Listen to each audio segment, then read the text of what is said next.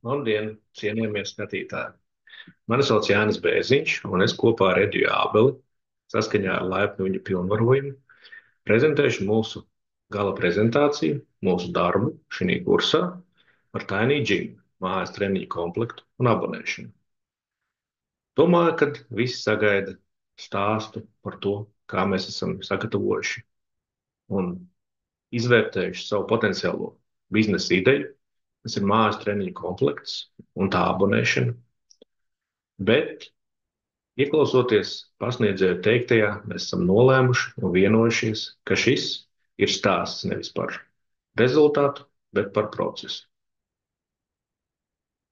Procesu, kurā mēs atbilstoši devīzei šī kursa esam profesionāli pilnveidojušies advancēto mākslīgā intelekta rīku izmantošanā, ikdienas darbam un biznesam.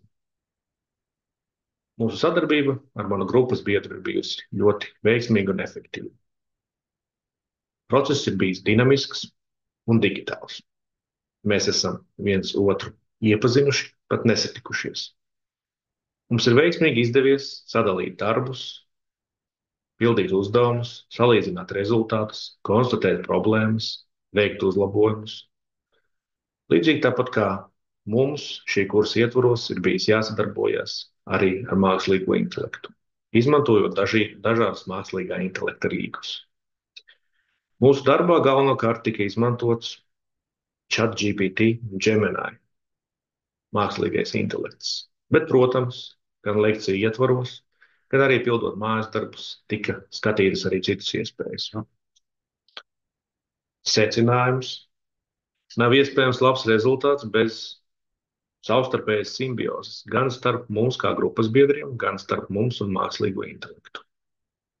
Tikai veiksmīgi uzstādot uzdevumu, uzklausot piedāvātos risinājumus, izdiskutējot gan savstarpēji, gan ar mākslīgo intelektu, mēs esam sasnieguši mūsuprāt to rezultātu, kam šis kurs ir domāts. Mēs esam sapratuši, ka ir veids, kā izmantojot digitālos rīkus, cilvēks var iegūt papildus laiku sev, savai ģimenei, saviem hobijiem, attiecīgi efektīvāk un ātrāk sasniegt labus rezultātus savā ikdienas darbā vai biznesā.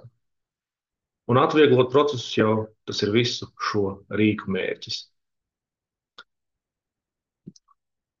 Mēs esam sapratuši to, ka vienā lekcijā izskanējusi tēze, ka mākslīgais intelekts ir kā intelekta reizinātājs, nav pareizais apzīmējums. Mēs uzskatām, ka mākslīgais intelekts ir kā matemātiska formula, kuru izmantojot pareizajā laikā un pareizajā vietā, mēs varam ātrāk nonākt pie risinājuma.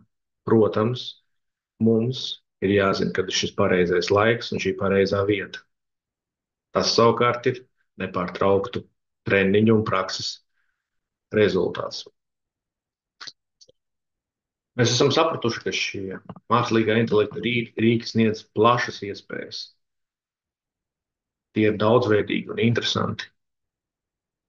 Mēs saprotam, ka atsevišķi šos rīkus mēs varam izmantot savā ikdienas darbā.